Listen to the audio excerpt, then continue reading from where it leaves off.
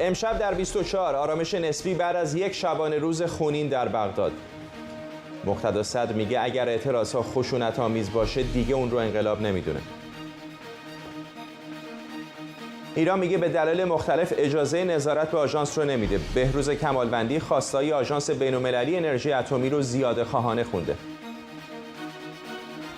توقیف و رهاسازی شناور بدون سرنشین توسط سپاه پاسداران در خلیج فارس. فرمانده ارشد سنتکام به تهران هشدار داده. و آزادی سپیده رشنو با وثیقه 800 میلیون تومانی. قرار بازداشت موقت او در اولین جلسه دادگاه به تودیع وثیقه تبدیل شد. از واشنگتن دی سی این 24 است با فرداد فرحزاد. سلام به شما و خوش اومدید. بعد از یک روز خونین در بغداد حامیان مقتدا صدر از منطقه سبز عقب نشینی کردند. قبل از اون مقتدا صدر در نجف حرف زد و از حامیانش خواسته بود که خیابونها رو ترک کنند. صدر از مردم عراق عذرخواهی کرده و گفته اگر اعتراضها خشونت‌آمیز باشه دیگه اسمش رو انقلاب نمیذاره. من از مردم عراق، تنها کسایی که تحت تاثیر این رویدادها قرار گرفتن، عذرخواهی میکنم. صرف نظر از اینکه چه کسی درگیری ها رو شروع کرد، اگر این انقلاب با خشونت و کشتار همراه باشه در واقع انقلاب نیست و من دیگه به اون انقلاب نمیگم. حالا ارتش عراق هم شرایط اضطراری منع رفت و آمد رو لغو کرده و بغداد آرام آرام به شرایط عادی برمیگرده. هادی العامری جانشین رئیس هشت شعبی کار مقتدا صدر رو شجاعانه خونده و مصطفی الکاظمی نخست وزیر عراق هم از صدر قدردانی کرده و خواسته که گروه‌های سیاسی در عراق فوراً گفتگو کنند. برهم الصالح رئیس جمهوری عراق هم گفته انتخابات قبلی خواسته ملت رو تامین نکرده و انتخابات زودهنگام میتونه ضامن ثبات و خواسته های ملت باشه. مراد ویسی همکارم از استودیو دیگر ما در واشنگتن به ما پیوسته. مراد، به نظر میاد که خیلی سریع این بحران در بغداد دست کم خاتمه پیدا کرد. فکر می‌کنی این عقب نشینی، اگر بشه اسم عقب نشینی رو روش گذاشت، از سمت آقای صدر چقدر به خاطر امتیازات احتمالی هست که به او دادن؟ فکر میکنم خود آقای صدر ارزیابیش اینطور بود که باید عقب نشینی کنه. عراق کشور پیچیده‌ایه، تعداد بازیگرها توش زیادن، تعداد فاکتورها و عواملی که باید بررسی کنیم زیادن. در مورد خود آقای صدر 4 تا قدرت رو میشه نگاه کرد. یکی قدرتش در انتخابات، چقدر مردمش رأی میدن. یکی قدرتش در خیابان، اگر بگه طرفداراش بیان خیابان چقدر میان. یکی قدرت چانه‌زنی سیاسی، با بقیه بازیگرا چقدر قدرت چانه‌زنی و امتیازگیری داره. یکی هم قدرت تعامل با بازیگرای منطقه‌ای و فرامنطقه‌ای. به نظر میاد توی این قضیه آقای صدر قدرتش رو محک زد برای که رأی بیشتری بیاره در انتخابات آینده و قدرت خیابانی خودش رو به رخ کشید. ولی در دو مورد، قدرت چانه‌زنی سیاسی و قدرت تعامل با بازیگرای منطقه‌ای فرامنطقه‌ای، فکر نمی‌کنم وضع آقای صدر بهتر شده باشه. ولی در مجموع عراق اصلا کشوری نیست که شما بگید کی برده کی باخته. هر روز خیلی بالا پایین میشه. ولی همین نمایش قدرت اگر انتخابات زودهنگام اینطور که میگن حالا برگزار بشه، چقدر میتونه در انتخابات بعدی به طرفداران او کمک کنه؟ 2 تا نکته داره.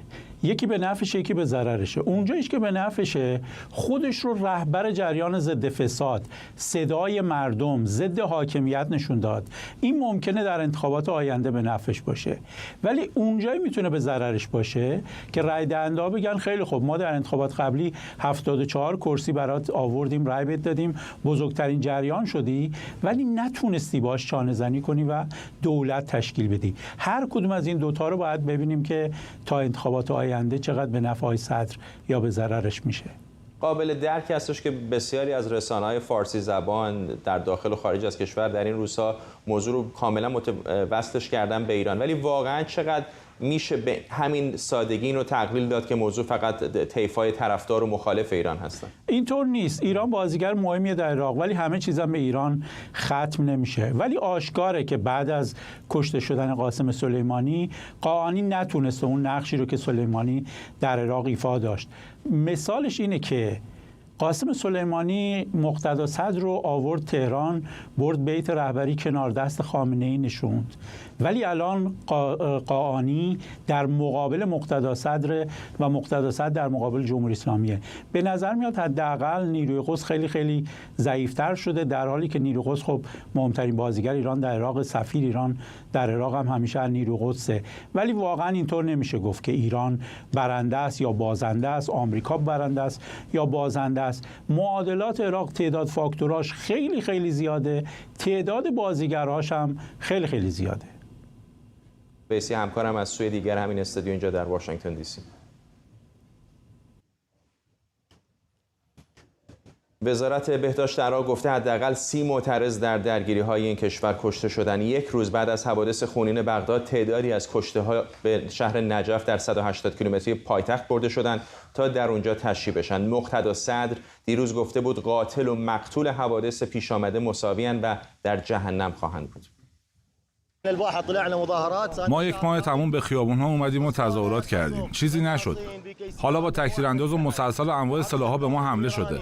دیروز سپاه پاسداران ایران و تیپ 42 هشت شعبی و حزب الله به ما حمله کردند. همطور که بهتون گفتم به نظر میاد که از امروز صبح آرام آرام شرایط در عراق بعد از یک 24 ساعت خونین رو به بهبودی گذاشته. حسن هاشمیان استاد دانشگاه و کارشناس جهان عرب اینجا در استودیو به ما پیوسته. آقای هاشمیان، تصاویری که دیشب و اوایل صبح از بغداد داشت مخابره میشد همه نشانه‌های یک جنگ داخلی رو داشت، ولی به نظر میاد که شرایط آروم شده. دقیقا همینطور.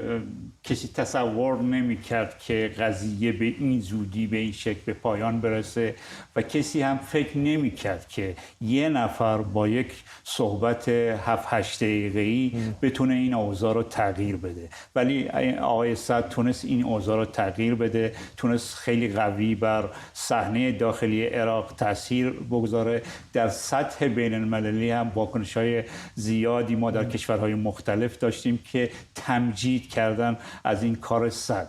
منتها این قضیه بایستی تقویت بشه با فرایند سیاسی، با متغیرهای سیاسی که اون خلا پر بشه و مشکلات بعدی برای کشور ایجاد نشه. خب الان گفتن انتخابات زود هنگام دیگه، این به نظرتون میتونه مشکلات رو حل بکنه؟ انتخابات یک مکانیزمی داره بر اساس ماده 64 قانون اساسی عراق. بایستی پارلمان تشکیل بشه، اولین جلسهش در واقع مطرح بشه، بعد بیان پارلمان رو، اعضای پارلمان خودشون رو منحل کنن. این یک مسئله است که ممکنه چالش برانگیز باشه، ممکنه بحث‌های بعدی در مورد این خیلی مطرح بشه. یک گزینه دیگه این که نخست وزیر از رئیس جمهور تقاضا کنه و به تایید رئیس پارلمان برسه که نخست وزیر فعلی در واقع چون که تجدید انتخاب نشده و در واقع صلاحیت‌های لازم قانونی را هم نداره،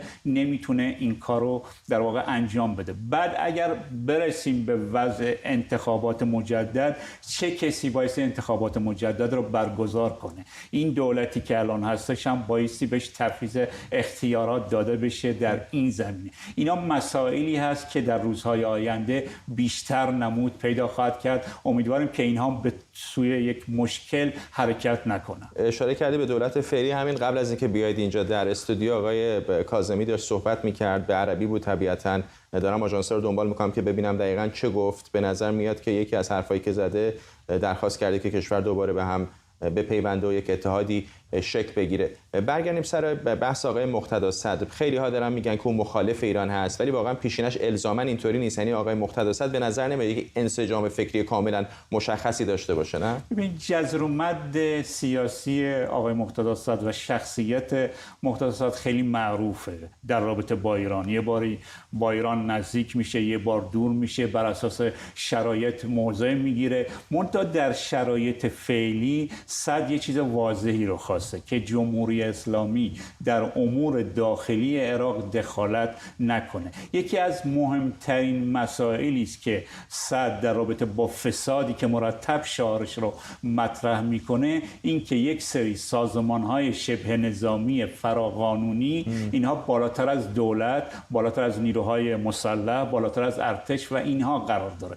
خاص اتفاقا یکی خود او هم البته خیلی مسئول نیست از این نوع اتهامات. دقیقاً ولی خودش خودش گفته که من حاضرم اینها رو منحل کنم، دیگرانم بیان این کار رو منحل کنید. گمان میکنم ولی بحث مرغ و تخم مرغه کی اول شروع بکنه. بله این دقیقاً هستش. منتها این مسئله است که مرتب الان داره مطرح میشه و اگه مقتدا صدر و گروه‌های دیگه به این مسئله برسن که شبه نظامیان رو حل کنن یا منحل کنن، به اعتقاد من یک گام بسیار بسیار بلندی در عراق برداشته شده. چقدر واقعا به نظرتون ممکن است این گروه‌هایی که بسیار با قدرت و شدت الان فعالن و شکل گرفتن و با اینکه شبه نظامیان نقش سیاسی بزرگی هم دارن ایفا میکنن، واقعا انحلال اونها چقدر ممکن است؟ من فکر نمی کنم به این زودی ها بشه منحل کرد، چون که اینها در بافت جامعه عراق ریشه دووندن. در واقع در میان عشیره و روابط خویشاوندی و روابط رسمی، مثلا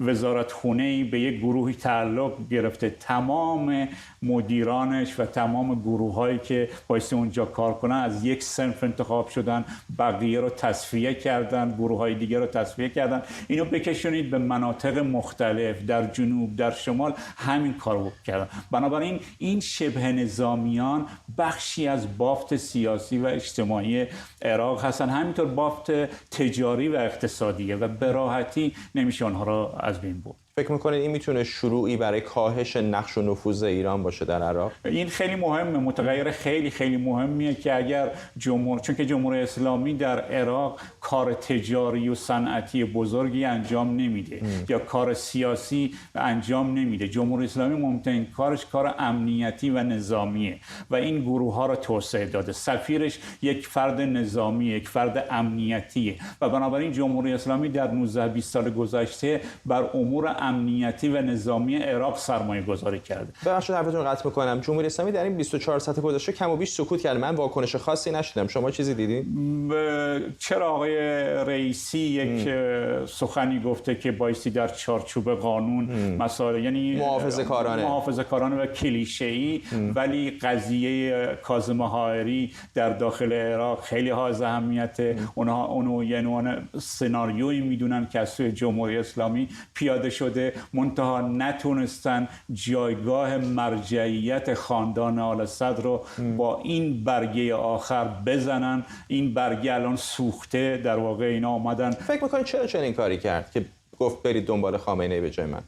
این فکر میکردم که کاظم حائری قبلا شاگرد محمد باقر صدر بوده، با خاندان صدر نزدیکی داره، مقتدا صدر هم از او تقلید میکرده. علاوه بر این از اون طرف کاظم حائری جزء حلقه نزدیک خامنه‌ایه، با جناق شاهرودی رئیس اسبق قوه قضاییه ایران بوده.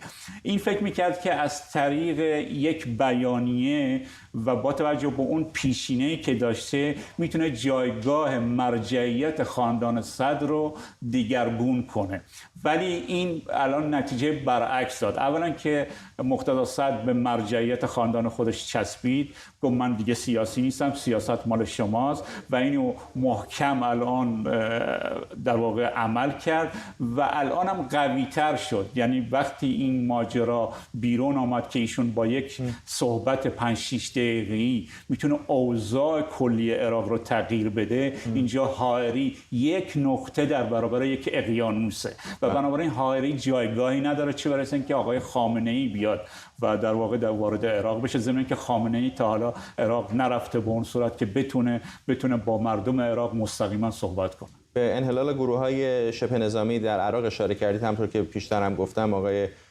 کاظمی نخست وزیر عراق کمی پیشتر داشت سخنرانی می‌کرد، الان آرام آرام حرفای او داره به انگلیسی هم منتشر میشه. در بخشی از حرفاش گفته که این تحولات در بغداد نشون داد که باید مطمئن بشیم سلاح فقط در دست حکومت مرکزی قرار خواهد داشت و گروه‌های شبه نظامی سلاح نخواهند داشت و گفته که برای رسیدن به آرامش همه گروه‌ها باید یک امتیازاتی بدن. خیلی کوتاه اگر در مورد نقشی که آقای کاظمی در این 48 ساعت گذشته بازی کرده. کاظمی نقش خیلی مهمی بازی کرد، اینکه با همه به شکل متعادل رفتار کرد، در برابر همه به شکل یکسان در واقع ایستاد و الان وقتی که اون صحبت‌هایی که قبلا مطرح می‌کرد در مورد فرایند سیاسی، همکاری گروه‌های مختلف، این در واقع دوباره برگشته و خیلی هم قوی برگشته، این یک بار نقش پررنگی رو در عراق پیدا کرد. سپاسگزارم از شما حسن هاشمیان، استاد دانشگاه و کارشناس جهان عرب اینجا در استودیو با ما.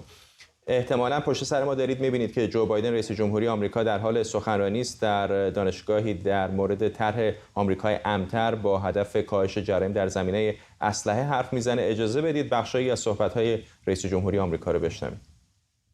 ما در اینجا هستیم، ما باید در واقع منابعی رو که اینها لازم دارن بهشون بدیم که بتونن کارشون رو انجام بدن. باید بتونیم که در واقع کمیته های فرعی که در سنا وجود دارن اینها رو در موردش بحث شده که بتونن در واقع کارهایی رو که لازم انجام بدیم که بتونیم حسابرسی وجود داشته باشه برای فعالیت ها و بتونن منابع لازم رو در دسترس داشته باشن که بتونن به فعالیت هایی که لازم انجام برسن و این کارهایی که ما انتظار داریم ازشون انجام بدیم. ما میدونیم که در واقع کسای زیادی رو میشناسیم که بتونن که کسای زیادی رو میشناسیم در این جامعه که میتونن برن و ببینن که در واقع چه اتفاقاتی در این جامعه اتفاق افتاده و برنگردن و ناراحت نشن از این وضعیتی که اونجا وجود داره. میلیاردها دلار در واقع ما این میلیون ها دلار رو به دولت‌های محلی در تمام امریکا فرستادیم که بتونن از اینها استفاده بکنن که بتونن جامعه خودشون رو امن‌تر بکنن. ما در واقع میلیون ها دلار رو فرستادیم که بتونن استفاده بکنن این که در واقع جامعه رو امن‌تر نگه دارن و بتونن جرم و جنایت رو در جامعه کم بکنن. ببینید ما تمام این تلاش‌ها رو انجام دادیم که در واقع خب بخشی از صحبت‌های جو بایدن رئیس جمهوری آمریکا رو میشنوید در مورد برگردوندن امنیت به شهرهای مختلف آمریکا و همینطور در مورد ضوابط مربوط به مالکیت سلاح در این کشور.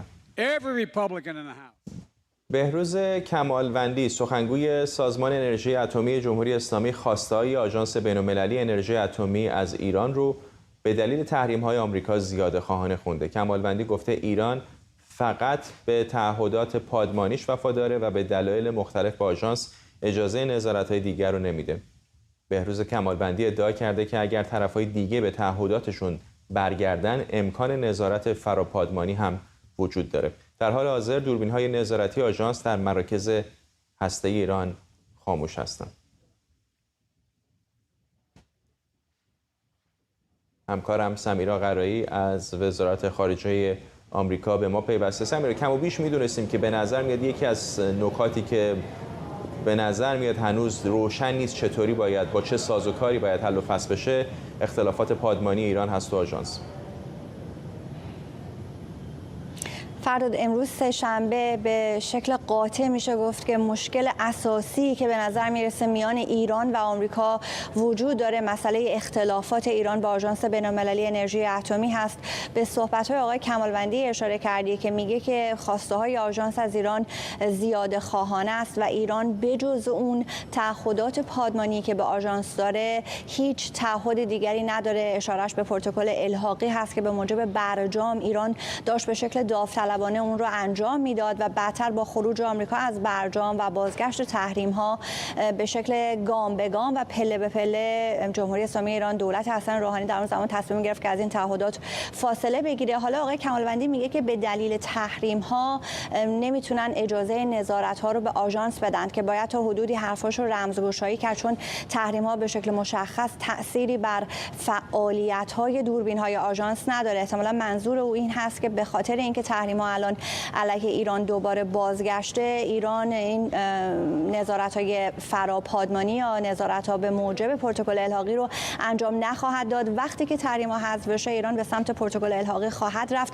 اشاره می‌کنه اگر طرفین به تعهدات خودشون برگردند ممکنه که دوربین‌های نظارتی آژانس اون دوربین‌هایی که با پروتکل الحاقی مرتبط هستن اونها دوباره فعالیت خودشون رو آغاز کنند. 40 خورده از دوربین‌های آژانس در حال حاضر در ایران کار میکنند. اینها دوربین‌هایی هستند که مربوط به تعهدات ایران به موجب NPT هستند. اما این صحبتی که میکنه در تناقض هست با صحبت‌های آقای اسلامی که رئیس آقای کمالوندی هست و بیشتر تهدید کرده بود که حتی اگر برجام هم اجرایی بشه و به توافقی برسند تا مادامی که پرونده اختلافات ایران با آژانس حل نشه دوربین‌های آژانس روشن نخواهند شد. این مسئله الان مهمترین مسئله است که در راه حصول یک توافق باقی مانده. حتی در صحبت‌های ابراهیم رئیسی هم تبلور پیدا کرده. او هم در رابطه با اختلافات آژانس صحبت میکنه. رویترز یک گزارش روز گذشته منتشر کرده بود. به نقل از 3 منبع آگاه گفته بود که به نظر میرسه که هم ایران و هم ایالات متحده راهی پیدا کردند که به موجب این راه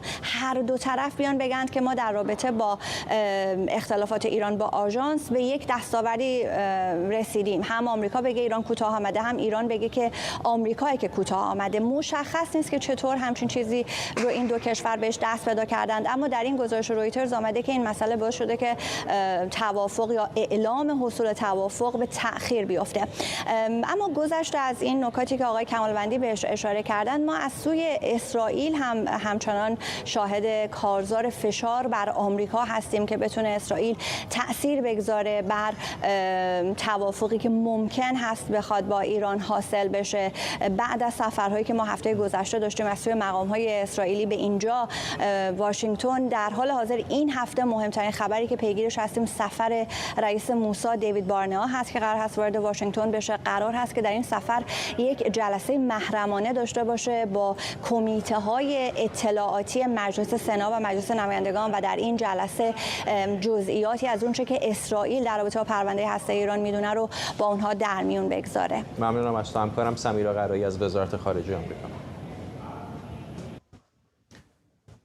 ناوگان 5 نیروی دریایی آمریکا مستقر در خاورمیانه میگه سپاه پاسداران جمهوری اسلامی یک شناور بدون سرنشین آمریکایی رو در خلیج فارس توقیف و بعد رها کرده. سخنگوی ناوگان 5 نیروی دریایی آمریکا اعلام کرده گارد ساحلی سپاه پاسداران در حال یدک‌کشی یک شناور آمریکایی بوده که بعد از تماس‌های مکرر و نزدیک شدن کشتی و هلیکوپتر نیروی دریایی آمریکا اون رو رها کرده. گفته شده ناو پشتیبانی شهید بازیار حدود 4 ساعت بعد از واقعه سیم بوکسلش رو قطع کرده و از منطقه خارج شده. همزمان یک فرمانده ارشد فرماندهی مرکزی آمریکا در خاورمیانه سنتکام اعلام کرده ایالات متحده بدون توجه به محتوای احتمالی توافق هسته‌ای عملیات نظامیش رو علیه فعالیت‌های خصمانه ایران در خاورمیانه تشدید می‌کنه.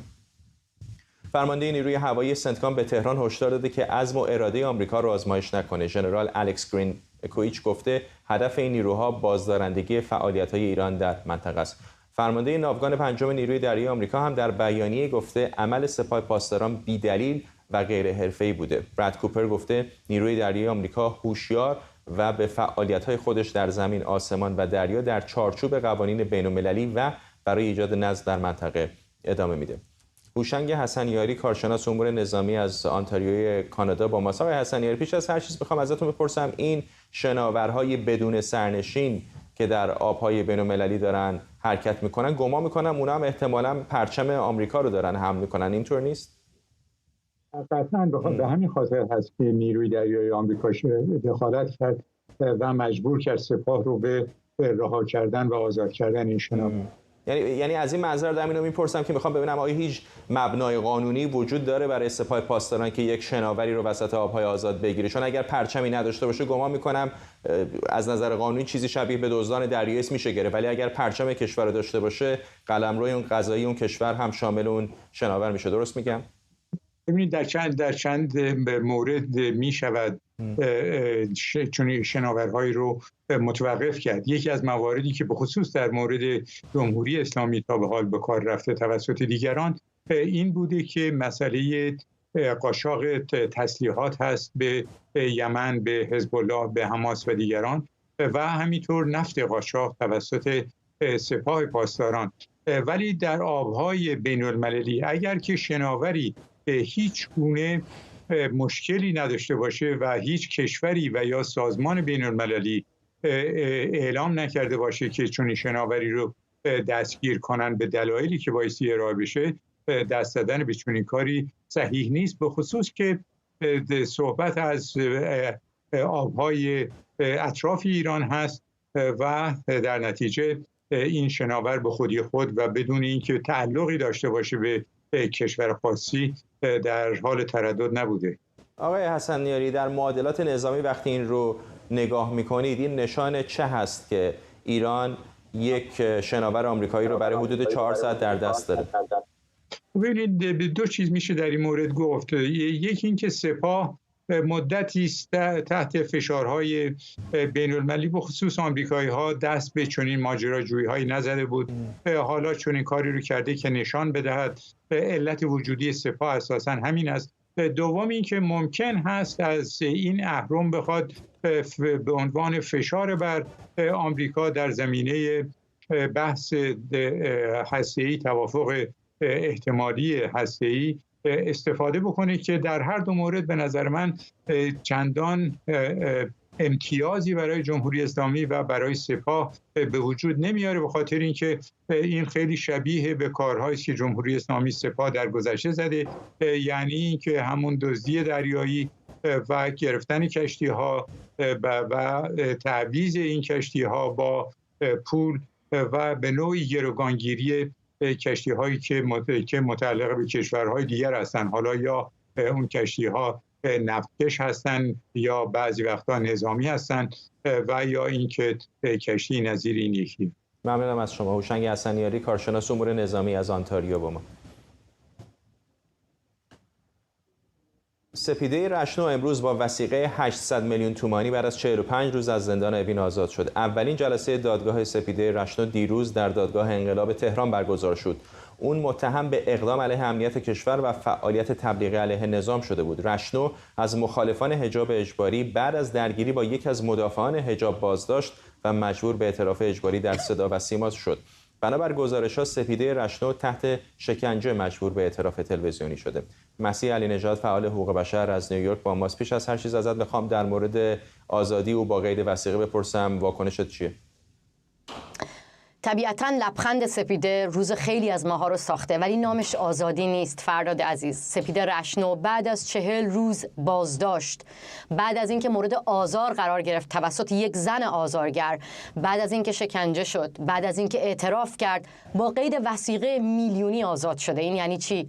یعنی موقت آزاد شده برای اینکه در انتظار حکم دیگری باشه. این یعنی از یک زندان به یک زندان بزرگتر. ولی با این همه آزادی سپیده به نظر من باعث خوشحالیه، چون نشون میده که حکومت نمیتونه وقتی میبینه که این همه سپیده تکثیر شده و صدای خود سپیده آنگونه که خودش میخواست به گوش دنیا رسیده، همچنان او رو به بند بکشه. از واکنش‌های حکومت به نظر میاد که شاید اونقدر که نگران نزاع‌های این چنینی در اتوبوس و مترو و جاهای دیگر هستن، بیش از اون نگران واکنش‌هایی هستن که در رسانه‌های بین‌المللی بخش قابل توجهش به خاطر فعالیت‌های شما به وجود میاد و به نظر میاد میخوان جلوی اون رو بگیرن، نه اینکه کسی در اتوبوس مثلا به اون یکی نگه که حجاب داشته باشه نداشته باشه، ولی نمیخوان که این ویدیو به بیرون برسه، به دست مسیح علی نژاد برسه و بیاد در شبکه‌های تلویزیونی فارسی و غیر فارسی پخش بشه.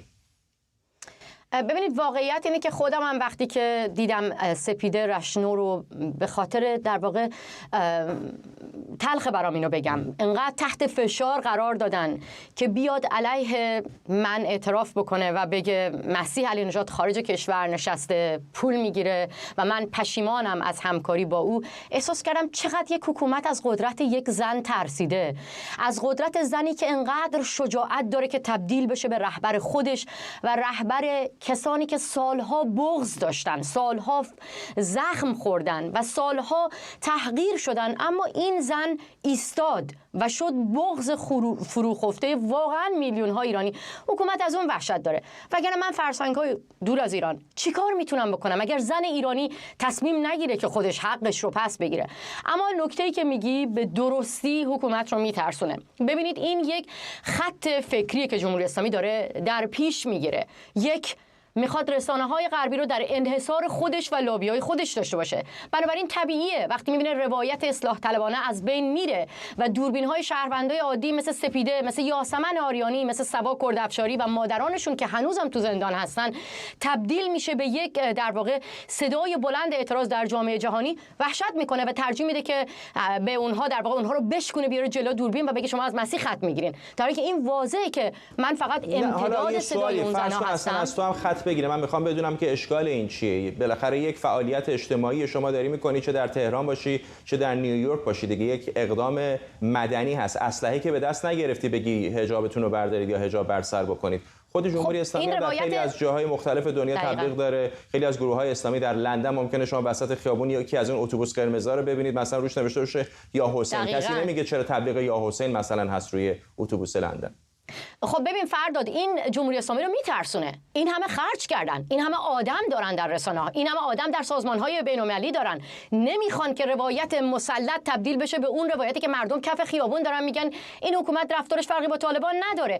ببینید مثلا همین موضوع پول گرفتن رو مطرح میکنن. چرا؟ فکر می‌کنید اونا نمیدونن که من به عنوان یک خبرنگار بله پول میگیرم، ولی من برای کمپین‌های اعتراضی که پول نمیگیرم، به عنوان خبرنگار حقوق میگیرم، مثل کسی که شما در داخل ایران حقوق میدید به کسی که شلیک بکنه به قلب پویا، به قلب پژمان، ولی اون مادرای دادخوار احضار میکنن مثل سپیده و میگن ببینید مسیح از خارج کشور داره پول میگیره. چرا این حرفو میزنن؟ برای اینکه این یک روایتیه که بتونن مردم رو مشغول بکنن به اینکه ببینید شما الان در فقر زندگی میکنید ولی یکی خارج کشور پول میگیره. اما همین مردم سوال دارن فرزند خامنه ای از کجا پول میگیره؟ فرزند خمینی از کجا پول میگیره؟ ماهیانه از ردیف‌های بودجه گشت ارشاد از کجا پول میگیره؟ ماهیانه از ردیف‌های بودجه تمام ستادهای امر به معروف و نهی از منکر دارن پول میگیرن و برای همینه که میترسن، چون صدای مثل من، صدای شما، صدای فعالای خارج کشور بلندتر و رساتر میتونه به جامعه جهانی بگه که شما حتی اگر تحریم ها رو بردارین این پول تو جیب مردم نمیره، این پول میره تو جیب سپاه، میره تو جیب کسانی که زنان رو مثل سپیده ها سرکوب میکنن. ببینید قبل از اینکه سپیده رشنو رو وادار به اعتراف علیه من بکنن که بگن مسیح نژاد پول میگیره، ببخشید من سرماخورده‌ام هستم، ولی چیکار کردن؟ یه مؤسسه کوئنسی در خارج کشور که توریتا پارسی در همون مؤسسه کار میکنه، اعضای نایاک اون مقاله رو شیر کردن، اعلام کرد مسیح نژاد ماهانه چقدر حقوق میگیره. من خودم اعلام میکنم، شفاف اعلام شده. چرا اعلام نمیکنیم آمنه سادات زبیپور، بازجوهای در واقع صدا و سیما چقدر حقوق میگیرن؟ این مقاله‌ای که کوئنسی نوشته در صدا و سیمای جمهوری اسلامی پخش شده. پس میبینید که این یه خط فکریه. چرا؟ چون صدای مردم عادی سرکوب و سانسور و خفه بشه، اما لابیاش در خارج کشور برای گرفتن توافق هسته‌ای تلاش بکنن، برای عادی نشون دادن حجاب و عادی نشون دادن اصلاح طلب و اصولگرا و جمهوری اسلامی در خارج کشور تلاش بکنن. بنابراین من این وسط هیچ کارم تا زمانی که یک شهروند در داخل ایران وجود داشته باشه کماکان دوربینش اسلحه‌اش باشه و فیلم بگیره، معلومه که من سکوت نمی‌کنم. سپیده رشنو هم اعتراف بکنه، بقیه زنان رو هم بیارن، امیدوارم علیه من اعتراف بکنن و زودتر آزاد بشن. اما اون صدای سپیده از یاد هیچ کی نمیره که با صدای بلند گفت آزارگر رو بندازینش بیرون. جمهوری اسلامی تحقیر شده از اینکه دیده زنان متحد شدن و جلوی آزارگر ایستادن. به خاطر این تحقیرش تلاش میکنه بین ما زنان جدایی بندازه، اما این جدایی اتفاق نخواهد افتاد. سپیده سربلند ایران تکثیر میشه توی جامعه ایران. همینو میخواستم ازت بپرسم که خیلی کوتاه خودت اشاره کردی. فکر میکنی ارعاب‌های این چنینی چقدر میتونه روی دختران و زنان و مردان دیگری که ممکنه دنبال اقداماتی مشابه باشن تأثیر بذاره؟ ببین صادقانش هیچی. یادتون هست وقتی که یاسمن آریانی رو بازداشت کردن، یه دختر جوون صبا کردافشاری رو، همه باز هم اعترافات پخش شد از خیلی از کسای دیگه، رفتن دوربینشون رو گرفتن، فیلماشون ازشون گرفتن، آوردن جلو تلویزیون که مسیح خارج کشور. چه اتفاقی افتاد؟ مادرانشون رفتن براشون ایستادن و فریاد زدن. هیچ ترس و وحشتی نمیتونه تا ابد موندگار باشه.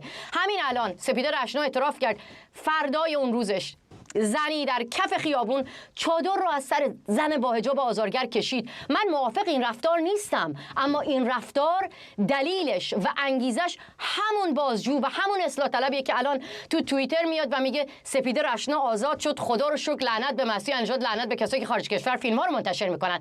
هنوز آگاه نیستن که با ترس و وحشت و لعنت فرستادن به زنی که فقط زیست مشترک داره با سپیده، تجربه و زخم مشترک داره با سپیده، کارساز نیست و با ترس و وحشت نمیتونن زنها رو ساکت بکنن. باور بکنید که من اینو دارم اینجا میگم، اگر این صدای اعتراض شنیده نشه که نمیشه، زنان با شجاعت بیشتری کف خیابون خودشون حقشون رو پس میگیرن. منتظر من و شما خارج کشورم نیستن، من و شما هم امتداد صدای مردمیم کف خیابون. مسیح علی نژاد، فعال حقوق بشر از نیویورک، ممنونم از تو.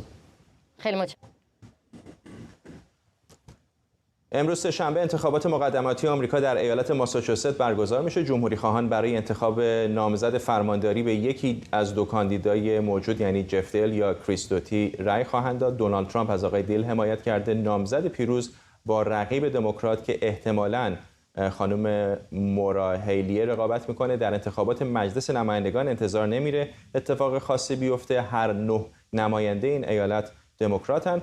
با نزدیک شدن به پایان رقابت‌های مقدماتی بازار پیش‌بینی‌ها هم داغ‌تر شده. بنابر آخرین پیش‌بینی‌ها مجلس نمایندگان با احتمال بالا در اختیار حزب جمهوری‌خواه قرار می‌گیره. مجلس سنا اما هنوز رقابت بین دو حزب نزدیکه، هرچند دموکرات‌ها دست بالاتر رو دارن. آرش غفوری تحلیلگر سیاسی اینجا در استودیو با ماست. ممنون که دوباره دعوت ما رو پذیرفتی. من امروز صبح یه مقاله‌ای در CNN می‌خوندم و میگفت که حالا نمیدونم چقدر صحت و سقمش درسته، که به نظر میاد که این پیش‌بینی‌هایی که احتمالاً جمهوری خواهان قلقم خواهند کرد در انتخابات پیش رو یه ذره داره کاهش پیدا میکنه. شاید دموکرات‌ها یکم اقبال بیشتری پیدا کرده باشن الان.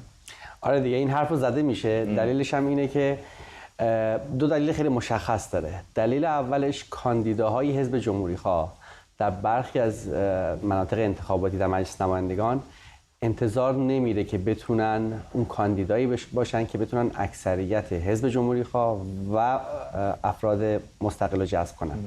در مورد همین برنامه با هم صحبت کردیم. یه مثال خیلی بدیهیش مثلا دیستریکت منطقه انتخاباتی 3 در ایالت میشیگان بود، جایی که نماینده فعلی آقای مایر تو انتخابات مقدماتی از کاندیدایی که از طرف آقای ترامپ، آقای گیبس حمایت شده شکست می‌خوره. اون منطقه‌ای بود که اگر مایر نماینده بود توی انتخابات حضور داشت حتما جمهوری خواه بود، ولی الان اون منطقه شده منطقه رقابتی.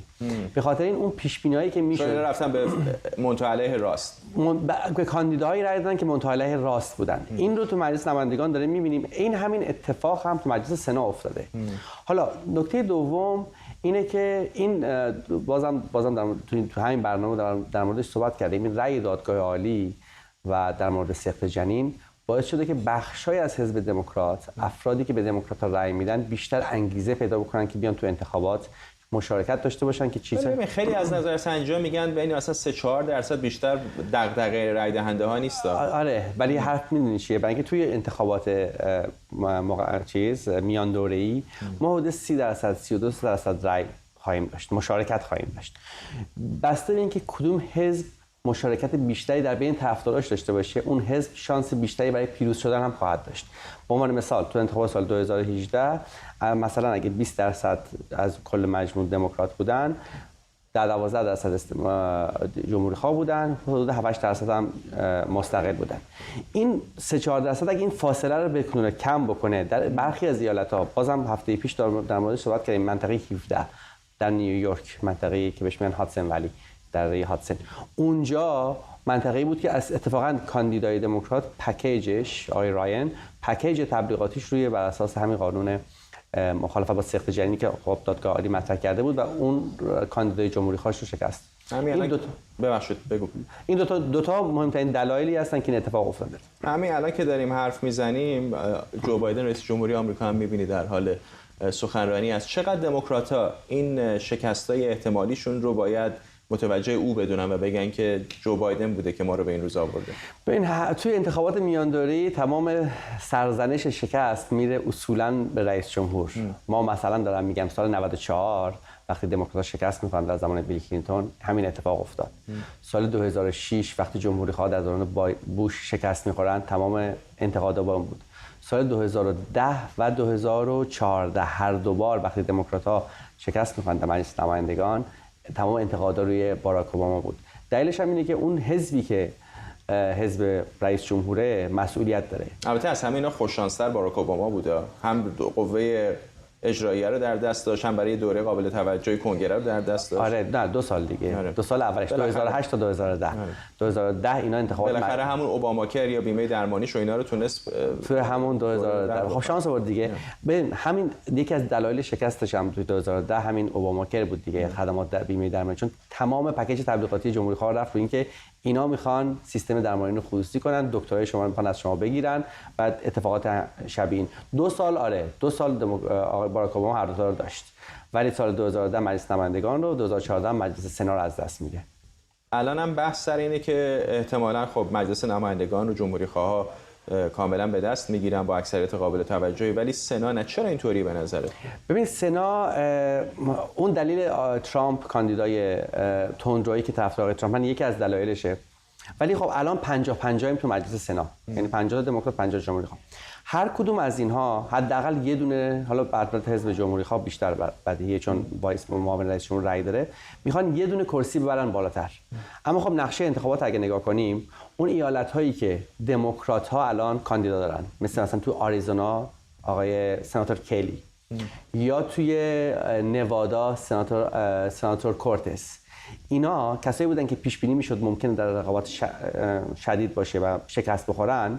آقای کیلی که حدود 6-7% تون نرسن جلوه، خانم کورتز هم 2% جلوه. یعنی اینا احتمالاً ممکنه اون کرسیاشون از دست ندن. اگه همچین اتفاقی نیفته، خب بازم همین اتفاق معمول میمونه. اما از اون طرف هم ببینیم برای جمهوری خواه توی پنسیلوانیا رقابت بین آقای فترمن دموکرات، مهمت اوز جمهوری خواه. آقای فترمن جلوتره، 6-7% تون نرسنجی‌ها جلوتره. کرسی الان دست جمهوری خواه است، پتومی که میخواد بره کنار. یعنی اگه فترمن ببره، یه دونه صندلی دموکرات‌ها میرن بالا، میشن 51-49. این اتفاق اگه مثلا توی ایالتی مثل ویسکانسین بیفته که بازم همینجوریه، ویسکانسین ران جانسون سناتور فعلی، رقیبش ماندلا بارنز. ماندلا بارنز بازم 6-7% جلوه. یعنی اگه ماندلا بارنز هم بتونه ران جانسون رو ببره، بازم دموکرات‌ها میشن 52-48. اونور دموکرات‌ها جمهوری خواه کمتر شبیه این رو دارن. البته ما ایالت‌های دیگه داریم مثلا جورجیا، مثل که بازم رقابت احتمالاً کاندیدای دموکرات‌ها خواهد برنده میشه و اگه اتفاق دیگه نیفته، مثلا حتی بپذیریم که تیم رایان برنده نشه علیه جی دی ونس توی اوهایو، یا مثلا مارکو روبیو برنده بشه توی فلوریدا، یعنی تا زمانی که همین تقریبا فرصت کوتاهی هم داریم 50-50 چه جمهوری خواه ببرن چه دموکرات‌ها، بالاخره میتونن بعضی از سناتورها رو بعضی اوقات با بعضی از لایه‌ها راضی بکنن. درست میگم؟ بله میتونن، برای اینکه میتونن سناتوری که مثلا توی وست ویرجینیا جو منشن سناتور محافظه‌کاریه، میتونن برخی از موارد رو از طریق اون پیش ببرن اگه بخوان جمهوری خواه یعنی موفق باشن. ممنونم از سارش غفوری، تحلیلگر سیاسی اینجا در استودیو با ما، و ممنونم از شما که ما رو در این 24 همراهی کردید. برنامه رو با تصاویری زنده از بنای واشنگتن همینجا در پایتخت آمریکا به پایان می‌بریم.